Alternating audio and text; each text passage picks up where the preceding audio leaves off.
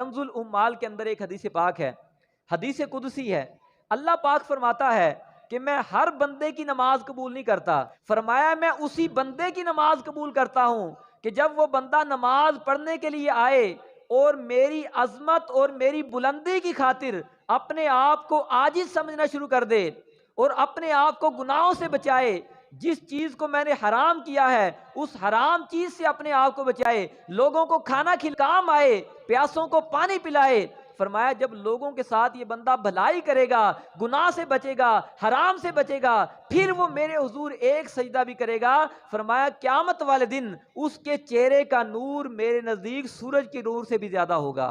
فرمایا ایسا بندہ، یعنی جس کی یہ ابھی وصف بیان کیے گئے، جو نماز اس طریقے کے ساتھ پڑھے کہ گناہ کے قریب نہ جائے، حرام کے قریب نہ جائے، محتاجوں کی مدد کرنے والا ہو، یتیموں کے کام آنے والا ہو، جب وہ بندہ کسی چیز کا سوال میری بارگاہ میں کرتا ہے تو میں اس کے سوال کو پورا کرتا ہوں، وہ مجھ سے دعا مانگتا ہے اس کی دعا کو قبول کرتا ہوں، اور اللہ پاک فرماتا ہے کہ میرا بندہ اگر میرے اوپر کسی قسم کی قسم کھا لیتا ہے، اللہ فرماتا ہے پھر میں اسی قسم کو ضرور پورا فرما دیا کرتا ہوں۔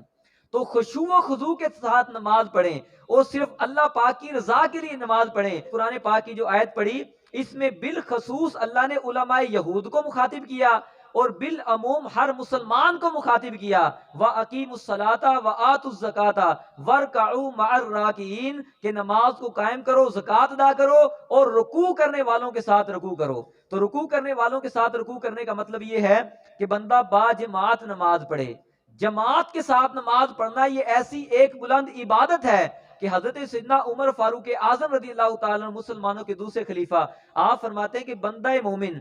جب نماز جماعت کے ساتھ پڑھتا ہے، اللہ پاک جماعت کے ساتھ نماز پڑھنے کی برکت سے اس بندے کو اپنا محبوب بنا لیتا ہے۔